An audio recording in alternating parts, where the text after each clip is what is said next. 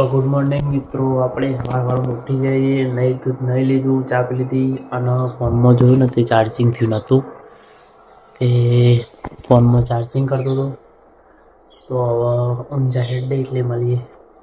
Guys good morning. અને સવારે જોઈ લાત તો નહીં તો ઇન્કમ્પ્લીટ તૈયાર થઈ ગયો. તૈયાર તો કોઈ થયો નહીં, ટી શર્ટ ને નાઇટી પહેરી અને સાઈડનું સ્ટેન્ડ આવ્યું હતું, પેલું મારા હતું ને એવું સ્ટેન્ડ.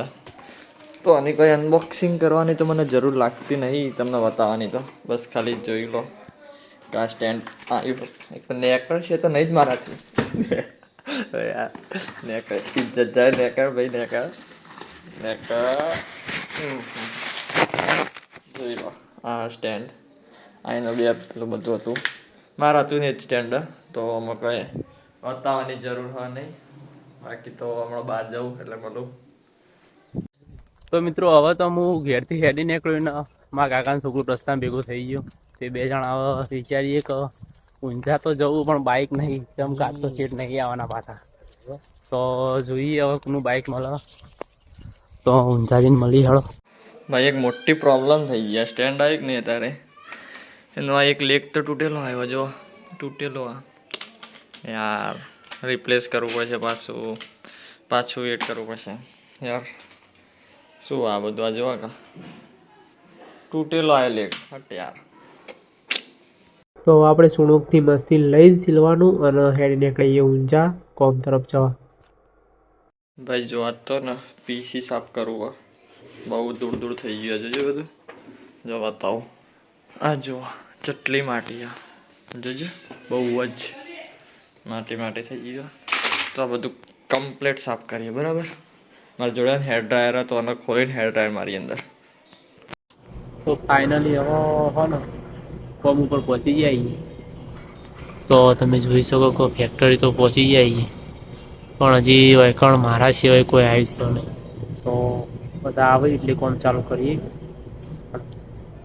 ભાઈ થઈ જાય ફટાફટ સાફ ઓટોમેટિક. બહુ માટી હવે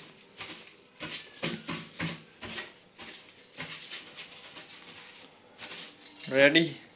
કેમ કે આના પર ભીનું કપડું તો મરાય ને, કેમ કે પીસી મૂકવાનું એટલે ભીનું કપડું તો ના મરાય. રેડી દેખાય માટી છે, દેખાતી તો છે. આ બધી સાફ કરવા દો કમ્પ્લીટ.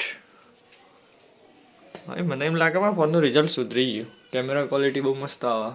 આગળ રાકેશે શીખવાડી કે જ્યારે 80-30 FPS ઉપર ઉતારવાનું. પહેલાં હું 4Kમાં શૂટ કરતો અને મારો ફોન 4K એટલું બધું સારું આવતું નહીં એટલે. તો રસ્તામાં આપણા ભાઈબંધ ભેગા થઈ ગયા. શું કે ભાઈબંધ? આવો બોલો ભાઈ, કેવું કેટલા ટાઈમ ભેગા થયા આપણે? ખાસા ટાઈમ ભેગા. અને અરે મંટુ વડોદરા થી આવ્યા બધા, અને આપણે SK. બોલો ભાઈ, શું ચાલે કે ભાઈબંધ? જબરજસ્ત ચાલે. સારું હો ખોલી દીધો પીસી, એનું ઢક્કન. ઓકે, જેને કમ્પ્યુટર થોડી ખબર પડતી હોય ને એના કહું, મતલબ આ પાવર સપ્લાય, અહીંયાથી પાવર સપ્લાય થાય. CPU ફેન, એના પાછળ પ્રોસેસર હોય main, graphic card, motherboard, hard disk, SSD. આટલું મેન વસ્તુ. ઓકે, અને આ હેર ડ્રાયર, આનાથી આપણે સાફ કરીશું. હવે ચાલુ કેમ નથી? એટલી માટીને એકડા જોઈ લેજો.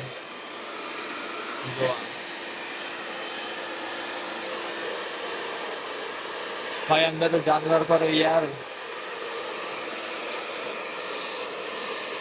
બહુ માટી નીકળે. જોજો કેમેરામાં ઓછું દેખાતું હોય છે.